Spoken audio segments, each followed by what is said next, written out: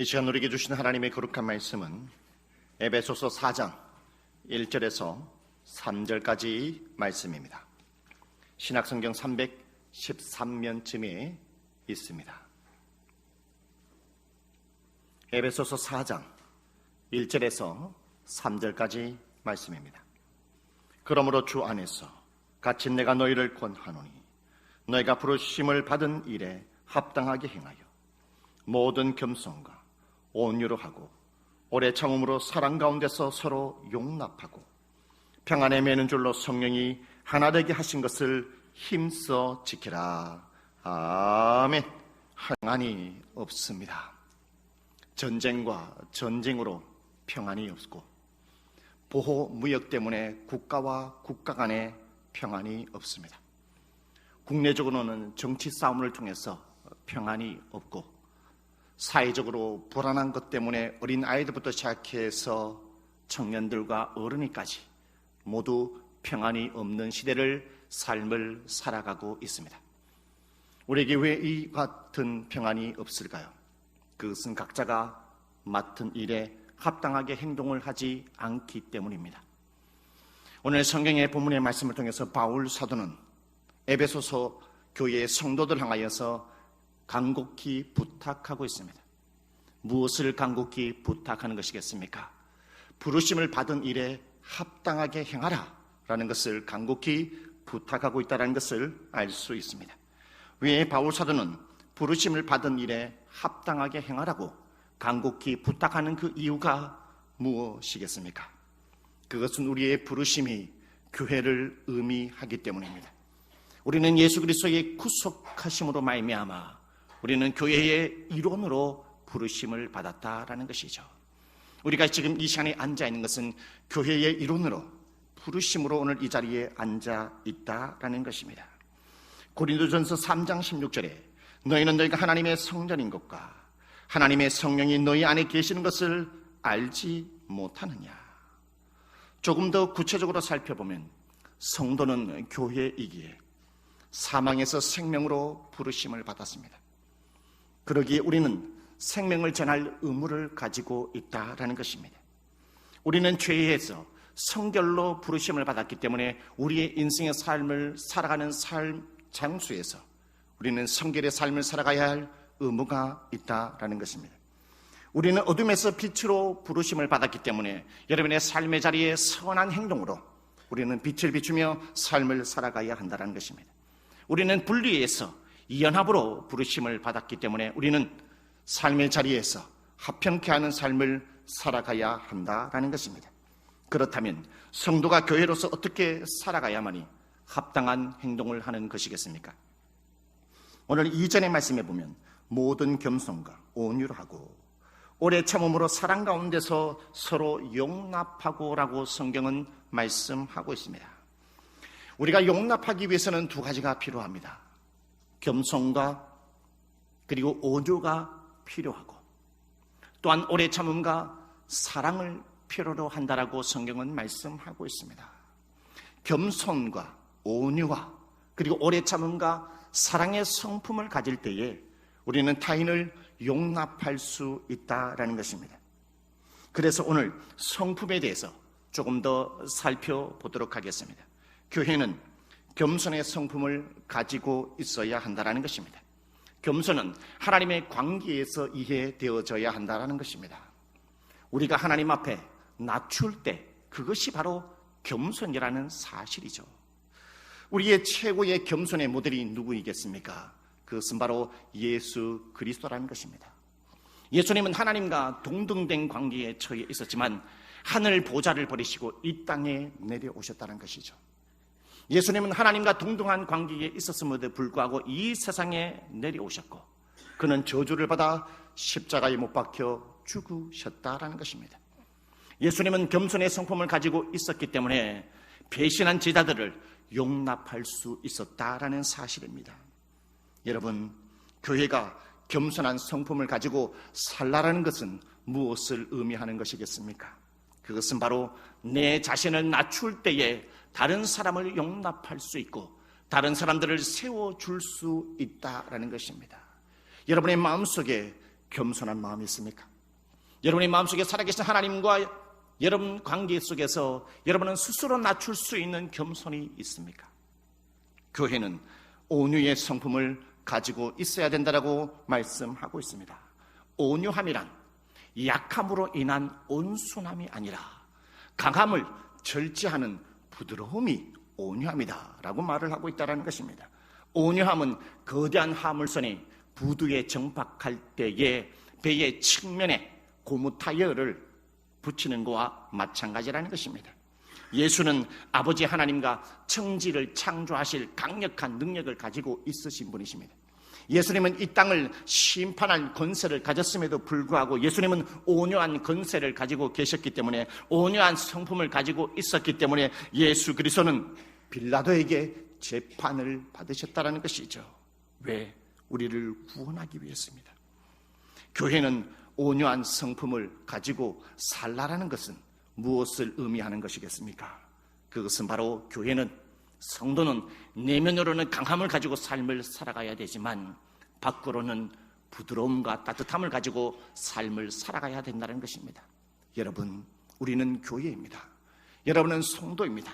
여러분의 가정에서, 그리고 도동조한교회 안에서, 여러분의 삶터 안에서 내면에는 강함을 가지고 있어야 되지만은 바깥으로는, 입술로는, 여러분의 행위로서는 부드러움과 따뜻함으로 삶을 살아가야 되는 것이 우리가 교회라는 사실을 저와 여러분에게 말씀하고 있다는 것을 여러분 기억하시기를 바라겠습니다. 여러분, 교회는 오래 참음의 성품을 가지고 삶을 살아가야 한다는 것입니다. 오래 참음이란 분노를 자제할 수 있는 감정을 말하는 것이죠. 분노로부터 거리가 먼 감정을 바로 오래 참음이라는 것입니다. 여러분, 우리가 구원을 받았지만 순간순간마다 죄를 짓고 삶을 살아갑니다. 순간순간 죄를 짓고 삶을 살아가게 되는데 우리는 구원의 과정 속에서 탈락되지 않는 그 이유가 무엇일까요? 그것은요, 살아계신 하나님께서 길이 참으시기 때문에 오늘 저와 여러분의 구원의 백성으로 이 자리에 있고 구원의 백성으로 인생의 삶을 살아간다는 것을 여러분 감사하시기를 바라겠습니다. 로마서 2장 4절 말씀에 혹 내가 하나님의 인자하심이 너를 인도하여 회개하게 하심을 알지 못하여 그의 인자하심과 용납하심과 길이 참으심이 풍성함을 멸시하느냐, 길이 참으심이 풍성함을 멸시하느냐라고 로마서 2장 4절에 말씀하고 있다는 것입니다. 여러분, 하나님의 길이 참으시기에 교회는, 성도는 타인을 향하여서 길이 참을 필요가 있다는 거예요. 여러분, 다른 사람을 향하여 길이 참을 때에 타인을 용납할 수 있어요. 우리가 참지 못하기 때문에 타인을 용납하지 못할 때가 너무나 많이 있다는 사실이죠. 교회는 사랑의 성품을 가지고 삶을 살아가야 합니다. 사랑이란 아가페 사랑을 의미합니다. 감정을 충족시키는 욕망의 사랑이 아니라 자기의 희생으로 타인의 유익을 이루어내는 이타적 사랑이 바로 아가페 사랑이라는 사실이죠. 십자가의 사건을 통해서 우리에게 그것을 잘 말씀해 주고 있습니다. 살아계신 하나님은 죄 많은 우리의 인간을 구원하기 위해서 한 명뿐인 독생자 예수 그리스도의 아들을 우리를 위해서 기꺼이 내어 놓으셨다는 것이죠. 이것이 바로 이타적인 사랑이요, 아가페 사랑이라는 것을 저와 여러분에게 보여주고 있다는 것입니다. 이와 같이 사랑의 성품을 가졌을 때에 여러분, 다른 타인을 용납할 수 있어요. 자기 아들을 내어주기까지 사랑이 있었기 때문에 우리가 죄 많은 우리를 용납할 수 있었다라는 사실입니다. 그러기에 교회는 사랑을 품고 있을 때에, 성도는 사랑을 품고 있을 때에 타인을 용납할 수 있습니다. 가정을 용납할 수 있습니다. 아내를 용납할 수 있습니다. 남편을 용납할 수 있습니다. 자녀를 용납할 수 있습니다. 성도와 성도 간에 용납할 수 있습니다. 여러분의 일터의 사람들을 다 용납할 수 있다는 것이죠. 우리가 사랑의 성품을 가지고 있기 때문에 다른 사람을 용납할 수 없는 것입니다.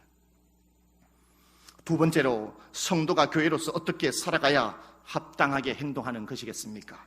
그것은 바로 교회는 하나 되게 하는 것이 합당한 행위라는 사실입니다.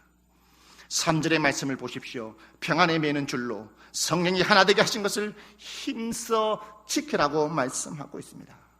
교회의 공동체가 하나 될 수 있는 유일한 수단이 있습니다. 교회가 하나 될 수 있는 유일한 수단이 무엇일까요? 3절의 말씀에 읽었죠. 그것은 바로 평안이라는 동화줄이 반드시 필요하다는 것을 우리에게 말씀해 주고 있습니다. 샬롬, 이것은 평안을 의미합니다. 먼저 개인적인 차원에 있어서 평안이 무엇인지를 살펴보도록 하겠습니다. 샬롬에는 개인의 평안을 의미하기도 합니다. 창세기 26장 31절의 말씀에 보면 이삭과 아비멜렉의 계약을 통해서 그것을 잘 살펴볼 수 있습니다. 아침에 일찍이 일어나 서로 맹세한 후에 이삭이 그들을 보내매 그들이 평안히 갔더라 라고 말씀하고 있습니다. 이삭과 아비멜렉이 서로 맹세한 후에 평안히 갔다라는 것이죠. 그 말이 무엇이겠습니까? 이삭도 아비멜렉도 서로의 신변을 보호해 줬기 때문에 평안히 갈 수 있었다라는 사실이죠. 여러분, 교회는 개인의 신변의 안전에 평안을 위해 서로 노력해야 한다라는 것입니다. 그래야만이 하나가 될 수 있다라는 사실이죠. 개인의 신변이 파괴되었을 때에 평안은 깨지고 맙니다. 우리는 교회 안에서, 가정 안에서 사회의 삶을 살아가면서 수많은 약속과 맹세를 하고 삶을 살아가게 됩니다. 그러나 우리는 교회 안에서, 우리는 세상에서, 가정 안에서 우리가 맹세하고 약속한 것을 깨트릴 때가 많습니다. 그 약속을 깨트릴 때에 서로의 신변을 파괴한다는 것이죠. 그러면 우리는 개인의 평안은 깨지고 만다라는 사실입니다. 샬롬에는 물질적 평안이 있다라는 것입니다. 사무엘하 7장 1절의 말씀에 보면 하나님은 다윗과 약속을 한 것을 볼 수 있습니다. 여호와께서 주위의 모든 원수를 무찌르사 왕으로 궁에 평안히 살게 하신 때에라고 말씀합니다. 하나님이 모든 원수를 무찔러 주셨다라는 거예요. 모든 원수를 무찔러 주셨을 때에 다윗은 비로소 궁에서 평안히 있을 수 있었다. 평안히 지낼 수 있었다. 평안히 잠을 잘 수 있었다라는 것입니다. 그것은 다윗의 물질적인 부분에 대해서 하나님이 지켜주셨기 때문에, 평안을 주셨기 때문에 그가 잘 지낼 수 있었다라는 사실이죠. 여러분, 교회는 성도들의 가정, 성도들의 일터의 물질적 평안을 위해서 함께 기도할 필요가 있다는 것입니다. 성도의 가정에, 성도의 일터에 물질적 관계가 파괴되었을 때에 그 성도의 가정의 평안은 깨지고 만다라는 것이죠. 그 성도의 평안이 깨졌을 때에 나에게도 영향이 미친다는 것을 우리가 기억해야 한다는 것입니다. 또한 샬롬에는 정신적이고 영적인 평안이 있다라고 성경은 말씀하고 있습니다. 출애굽기 31장 17절 말씀에 안식일 규정을 통해서 우리에게 잘 말씀해 주고 있습니다. 이는 나와 이스라엘 자손 사이의 영원한 표징이며 나 여호와가 엿새 동안에 천지를 창조하고 일곱째 날에 일을 마치고 쉬셨음이니라 라고 말씀하고 있습니다. 여러분, 교회는 주일을 성수함으로 말미암아 하나님이 주시는 정신적이고 영적인 평안을 누려야 한다는 것입니다. 왜일까요? 그것은 바로요, 주일은 행사가 아니라는 거예요. 여러분, 주일은 행사가 아니라 창조주 하나님을 만나고 치료되고 회복되는 것이기 때문에 이 주일을 기억해야 된다는 것입니다. 그러므로 이 주일을 통해서 나의 창조주 하나님을 만나지 못한다면 내 자신과 우리의 가정의 나의 일터의 평안이 깨진다는 사실을 여러분은 분명히 기억하시기를 바라겠습니다. 앞에서 우리는 개인의 평안을 살펴보았습니다. 다음으로는 공동체적 평안을 살펴보도록 하겠습니다. 사무엘하 17장 14절 말씀에 압살롬과 온 이스라엘 사람들이 이르되 아렉 사람 후세의 계략은 아히도벨의 계략보다 낫다 하니 이는 여호와께서 압살롬에게 화를 내리려 하사 아히도벨의 좋은 계략을 물리치라고 명령하셨음이더라 라고 말씀하고 있습니다. 다윗의 아들 압살롬의 반란으로 말미암아 다윗과 그의 국가는 위기 가운데 속에 처해 있었다라는 사실입니다. 그러나 하나님은 다윗과 그의 국가의 평안을 위해서 압살롬이 좋은 계략을 취하지 못하도록 살아계신 하나님께서 그 모든 좋은 계략을 다 막으셨다라는 것입니다. 그 모든 것을 다 막으심으로 말미암아 다윗과 그의 국가는 평안을 누릴 수 있었다라는 사실입니다. 여러분, 이것을 통해서 우리가 무엇을 깨달을 수 있겠습니까? 평안이라는 것은 개인에게도 평안이 있어야 한다는 거예요. 평안이라는 것은 개인에게 먼저 평안이 머무르고 그 평안이 개인에게 머무를 뿐만 아니라 타인에게 흘러넘어가고 가정에 흘러넘어가고 교회에 흘러넘어가며 국가에 흘러넘어감을 말미암아 모두가 평안의 행복을 누려야 된다는 것이 진정한 평안이라는 사실을 여러분 믿으시기를 바라겠습니다. 그렇지 않으면 이기적인 교회가 됩니다. 그렇지 않으면 이기적인 성도가 된다는 사실입니다. 그러므로 우리는 북한 선교를 위해서, 북한을 위해서 끊임없이 기도할 필요가 있다는 것입니다. 그리고 가정을 위해서, 친척을 위해서, 친구를 위해서, 그리고 이 대구 땅과 민족을 위해서 우리는 끊임없이 기도할 때에 교회로서의 부르심을 받은 하나님의 백성에 합당한 행동을 할 수 있다는 사실입니다.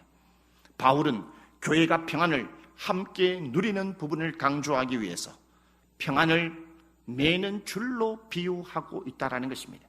3절을 보십시오. 평안에 매는 줄로 성령이 하나 되게 하신 것을 힘써 지키라 라고 성경은 말씀하고 있습니다. 매는 줄이란 결박하다, 묶는다라는 뜻을 가지고 있죠. 그 말은 성도는 성도와 성도 사이에 반드시 평안에 매는 줄로 묶여져 있어야 한다는 것을 우리에게 말씀하고 있습니다. 여러분, 도동중간 안에 성도와 성도 간에 평안에 매는 줄로 묶여져 있지 않으면 어떠한 현상이 일어날까요? 4분 5일이 되어서 콩가루 집안이 된다는 거예요. 4분 5일이 되어서 콩가루 집안이 된다는 사실입니다. 왜 그렇겠습니까? 성도는 성격이 다 다릅니다. 성도는 달란트가 다 다릅니다. 성도는 자란 환경도 다 다릅니다. 성도는 자기의 모든 신앙의 스타일도 다 다르다는 사실입니다. 이러한 다름에 있어서 하나로 뭉치기 위해서, 하나 되기 위해서는 반드시 필요한 것이 뭐냐? 성도의 1대1 관계에서 반드시 평안을 매는 줄로 하나로 묶여져 있을 때에 우리는 하나가 될 수 있다는 것을 오늘 성경의 본문의 말씀을 통해서 우리에게 말씀하고 있습니다. 여러분, 서로가 평안이 없게 된다면 절대 공동체는 하나가 될 수 없어요. 여러분, 아내와 남편이 평안으로 묶여져 있을 때 하나가 되는 것입니다. 여러분, 부모와 자녀가에 여러분 평안에 매는 줄로 하나가 되어 있을 때에, 묶여져 있을 때에 하나가 될 수 있는 것입니다. 도동중앙교회가 세상에서 빛이 될 수 있고 여러분 선한 모범이 될 수 있는 것은 여러분과 여러분의 관계 속에서 평안에 매는 줄로 묶여져 있을 때에 하나가 되는 그러한 모습을 세상의 모범이 될 수 있다는 사실입니다. 성도의 평안 그리고 하나됨을 망치는 것은 무엇이겠습니까? 어느 교회 담임 목사님이 설교하는 가운데 속에 이와 같은 질문을 했습니다. 여러분 가운데에 단 한 사람도 미워하는 사람이 없는 사람이 있다면 이 시간에 손을 들어 주십시오. 여러분 가운데 속에 미워하는 사람이 단 한 사람도 없는 사람이 있다면 이 시간에 손을 들어 이야기해 주십시오. 아무도 손을 드는 사람이 없었습니다. 한참을 지나고 난 다음에 뒤에서 연세 드신 지긋하신 연세 드신 성도님이 손을 번쩍 들면서 다음과 같이 이야기했습니다. 전에 많이 있었는데 다 죽었어. 전에는 많이 있었는데 다 죽었어. 그 말은 무엇이겠습니까? 연세 드신 분이 인생의 삶을 살아오면서 전에는 정말로 미워하는 사람이 정말 많이 있었다는 거예요. 근데 그 미워하는 사람들이 지금요 다 죽고 없다라는 거예요. 그래서 지금 현재 미워하는 사람이 없다라는 것입니다. 여러분, 이 어르신의 말을 듣고 좀 씁쓸하지 않습니까? 우리가 인생의 삶을 살아가면서 평안의 사람의 관계를 많이 만들기보다는 미워하는 사람을 많이 만들며 삶을 살아갈 때가 더 많다라는 사실입니다. 그래서 요한 1서 3장 15절 말씀에 그 형제를 미워하는 자마다 살인하는 자니 살인하는 자마다 영생이 그 속에 거하지 아니하는 것을 너희가 아는 바라. 여러분, 교회는 개인의 미움을 벗어버리고 평안한 맺는 줄로 하나가 되어야 한다라는 사실입니다. 우리는 교회의 일원으로 부르심을 받았습니다. 사망에서 생명으로 부르심을 받았습니다. 분리해서 연합으로 부르심을 받았다라는 것이죠. 그러기 위해서는 우리는 겸손과 온유와 오래 참음과 사랑의 성품을 가지고 우리는 서로를 용납해야 합니다. 그리고 또한 우리는 평안에 매는 줄로 하나님을 하나 되기 위해서 우리는 합당한 행위를 해야 된다는 것을 오늘 저와 여러분에게 하나님께서 말씀하신다는 이 한 사실을 기억하며 이 한 주를 달려가시는 여러분 되시기를 주의 이름으로 축복합니다.